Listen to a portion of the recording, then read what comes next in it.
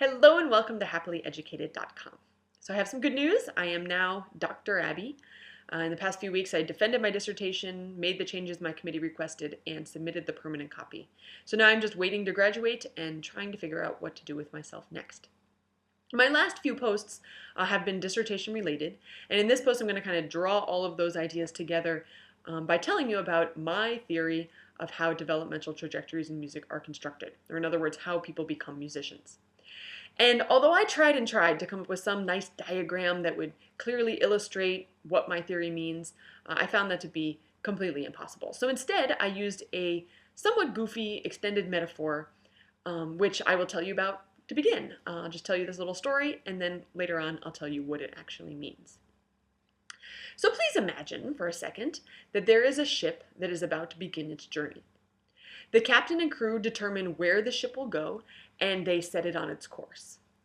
They fuel the ship's fires with resources that power the ship's movement toward their desired destination. The ship has no agenda of its own, and at this point it could equally well go to any possible destination.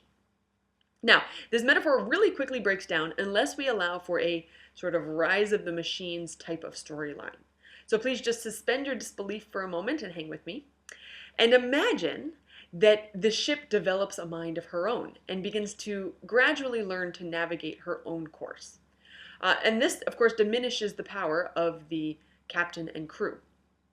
The ship continues to need resources to power its movement toward her desired destination, but she has to learn little by little how to find these resources and use these resources on her own. Let's see. As the captain and crew take increasingly less responsibility for fueling the ship's fires, she has to figure out how to do it herself. And if the ship's fuel runs out, of course, progress toward her desired destination will stop. As our merry ship gains knowledge of the world, she learns about more and more possible destinations that she'd like to visit and adjusts her path accordingly. And each of these adjustments leads to new adventures and encounters that reveal other possible paths and destinations. Although it's always possible for the ship to change course, as she gets closer and closer to one particular destination, other destinations may become less reachable. Now, in addition, our ship must function within the confines of the ocean. So although the ship's location in water allows her to move, being in water also very, very strictly defines the boundaries of where she can go. Inevitably, storms and other mishaps will occasionally force the ship to change course, and at that point she has to make the decision. Will she redirect herself back to where she was initially headed, or sort of go with the flow toward a new destination? Lastly, please imagine that our ship is being pulled by a similarly self-aware tugboat. If the tugboat benevolently helps our ship move toward her desired destination, she will be happy and content and appreciative of the support. If, however, the tugboat decides to take the ship to a different place, the ship will almost certainly be very unhappy. If the tugboat is too strong and refuses to let the ship go where she wants, her motivation to continue her journey may diminish, and she will lose hope and give up on trying to reach her goal. So basically, what this all is, the ship is of course the developing musician. The captain and crew are family members or other caregivers who the child interacts with on a regular basis. And the fuel is any type of musical resource that the young child uses to further his or her musical development.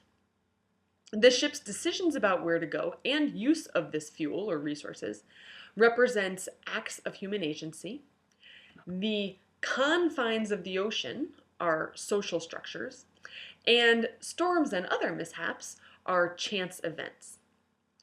Lastly, the tugboat is any person who purposefully tries to shape the musician's development, and these might include family members, so there could possibly be some overlap between the captain-crew role and the tugboat role.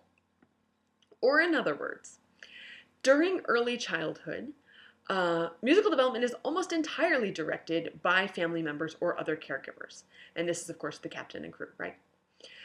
So these people determine what music a child is exposed to, and they model musical behaviors that the child then begins to imitate. The child's developmental trajectory, therefore, typically begins by learning about whatever music the child's family likes.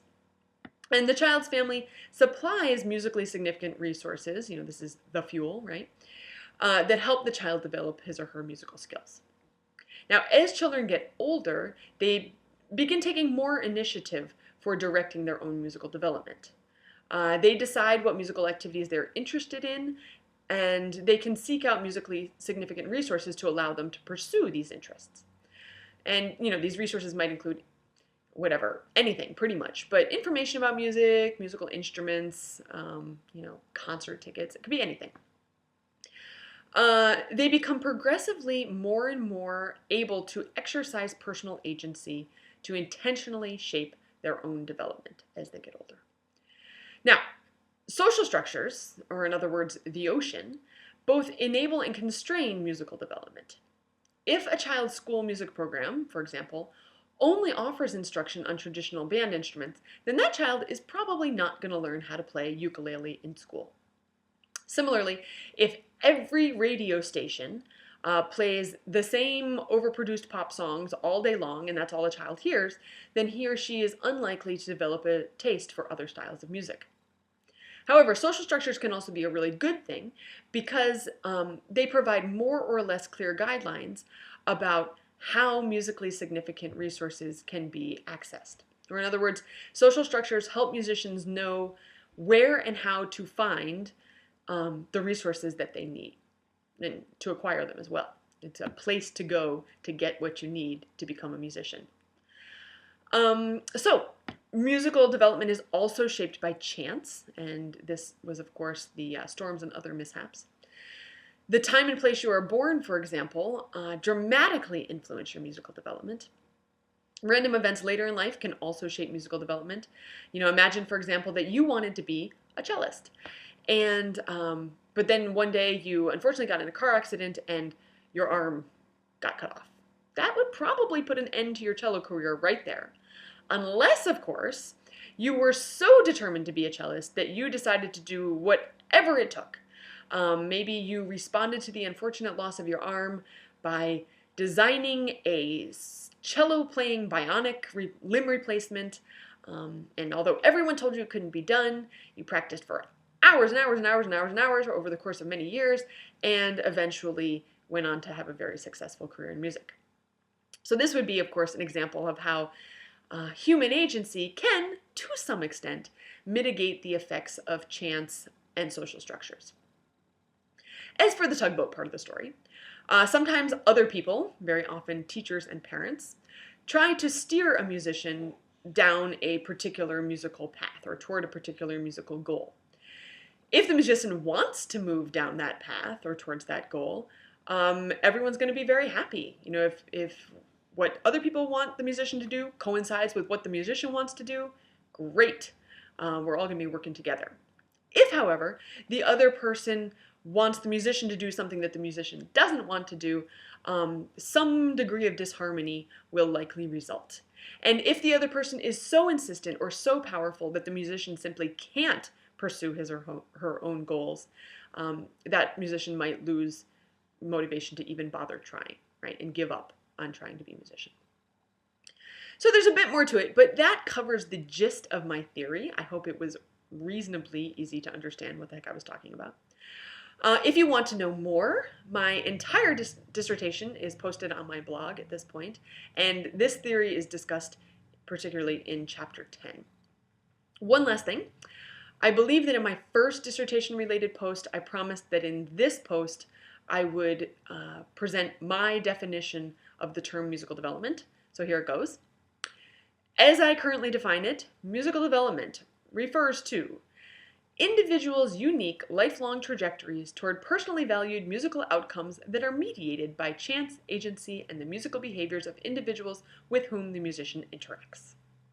Yeah. So thanks so much for reading this, and until next time, happy learning.